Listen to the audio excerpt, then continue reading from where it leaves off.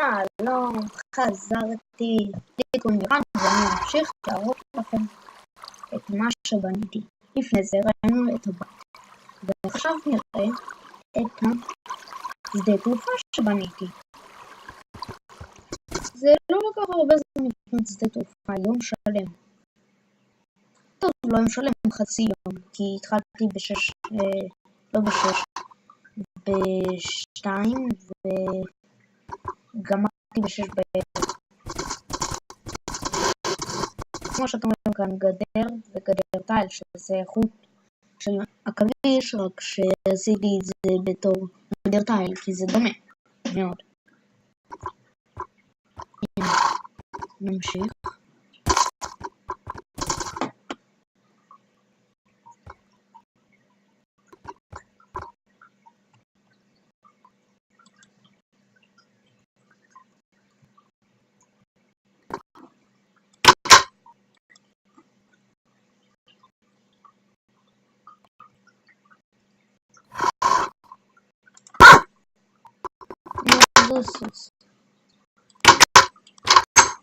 הנה עכשיו הוא טוב, הוא לא יברח לנו.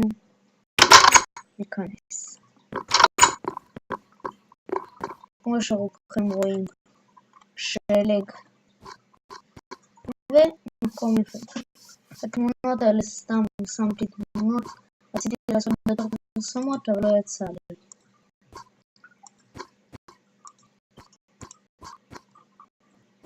אבל בוא נחזור לשדה תעופה. כמו שכולכם רואים, לדעתכם זה נראה שזה לא עושה כלום. זה סתם מנורות שעושות תאורה, וזה לא נכון. זה לא סתם מנורות, הן עובדות. כמו שראיתם כאן מתג, אם נלחץ על המתג,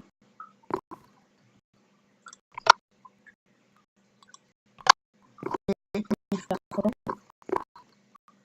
הנה, חכו, נפתח את זה עוד כי נראה לי שחיביתי. הנה, כמו שאתם רואים, סליחה, אני לא מצליח לעוף. הנה. הנה נכון, זה מעבד שאפשר לראות את המקום. אל תשימו לב לזה כי זה בנייה.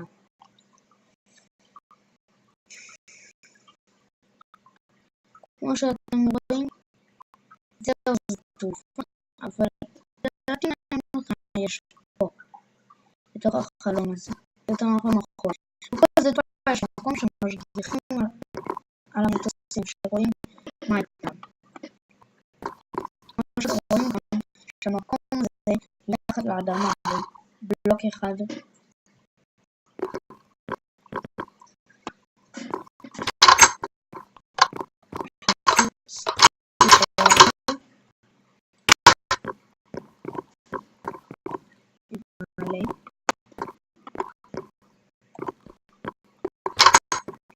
נלך כמו שאתם רואים, יש שם מנהרות שיהיה גנב שבו אפשר יהיה לראות אותו, וזה גם בתור תאורה עם אור, כי אין אור, זה רק ביום אפשר לראות, או שאפשר גם לראות דרכי המנהרות, כי מתחת יש מנהרה שמאירה. אז זה תוכנית מנהרות טוב שלי, פורסה יפה, זה ממדרגות פשוט נראה פורסה. הסתכלתי על הזה וזה נראה ככה. יש לנו מחשבים, כמו בכל זה תעופה יש מחשבים, וכאן יש לנו מרפסת. הנה המרפסת, נוף יפה, הבית שלי, סכר, כמו שאתם רואים כאן יותר נמוך, יותר גבוה, זה הכל עבודה שלי, בידיים, לא בידיים האמיתיות שבניתי במחשב, כמו שכולם יודעים. אני אוהב את הדיזיין הזה, זה נראה כמו עץ תקוע בתוך לבנה. אפשר לצאת. או שאני אפשר. זה זר. בואו נסגור את הדלת.